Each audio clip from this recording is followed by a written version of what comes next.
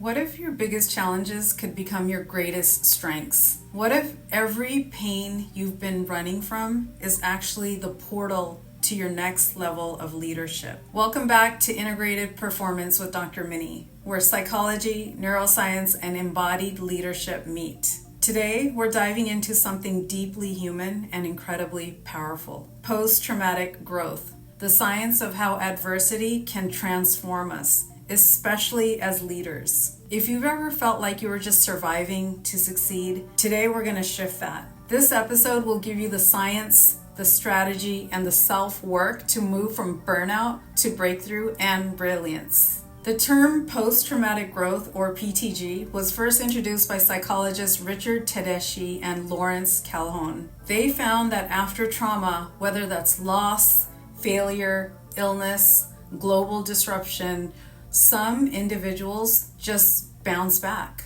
They rebuild stronger, with greater meaning, with purpose, with authenticity. Unlike resilience, which is about returning back to baseline, they found a way to reconstruct. It's a process of becoming someone new through the fire of what you've survived. When we experience trauma, our amygdala, the brain's alarm system, goes into overdrive. But through mindful regulation and meaning making, we activate the prefrontal cortex, the seat of executive functioning and conscious leadership. That's the neurological shift from reactive survival to intentional growth. Tedeschi and Calhoun identified 5 core domains of post-traumatic growth. Let's walk through them and how they apply to high-performing leaders. Number 1, appreciation for life. You stop racing through success and start savoring significance. The small wins matter. The morning light, your team's laughter, the quiet moments of clarity. These become fuel for performance, not just distractions. Number 2, improved relationships. Trauma humbles the ego and it actually expands empathy. So leaders who grow through adversity often lead with compassion over control, creating psychologically safe environments that foster innovation. Number 3, new possibilities. Crisis can collapse old identities, but can also clear the path for creativity. Many executives pivot careers, launch purpose-driven ventures, or lead in more authentic ways after a disruption. Number 4, personal strength. There's a deep internal knowing.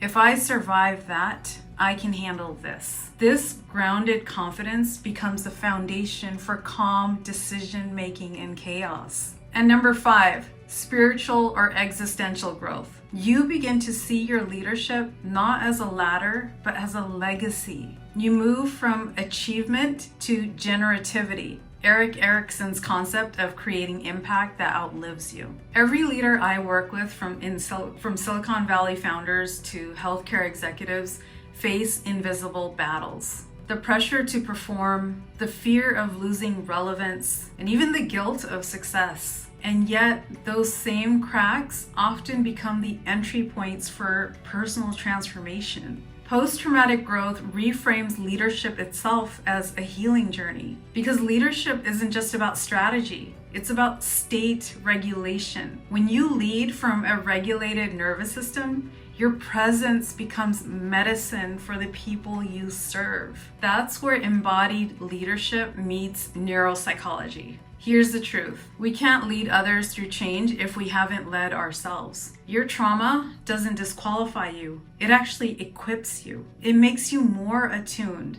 more authentic, and even more alive. How do we move from surviving to thriving? There are 3 pillars I teach in my group, Unstuck Burnout to Breakthrough program, drawn from clinical psychology, neuroscience, and yoga therapy. Number 1, trauma-informed awareness. Understanding your body's story. Learning your triggers, your schemas, your stress signatures. Healing starts with naming what's been running unconsciously. Number 2, nervous system regulation. practicing the 6-second reset where you inhale for 2, exhale for 4. Using grounding techniques, yoga-based breath work, and micro pauses before big decisions. This keeps your amygdala calm and your prefrontal cortex online. And number 3, embodied integration. Don't just know your growth, you feel it. Rebuild safety through body-based practices,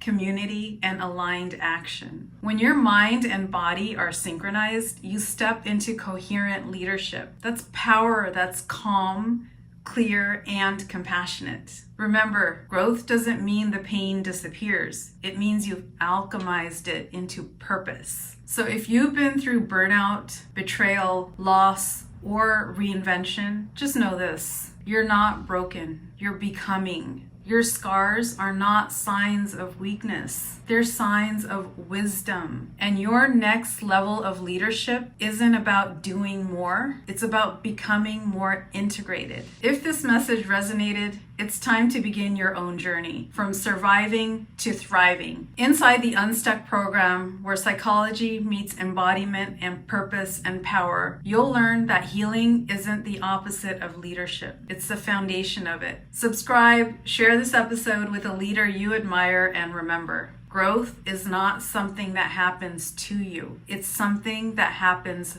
through you. Thank you so much. I'll see you in the next video.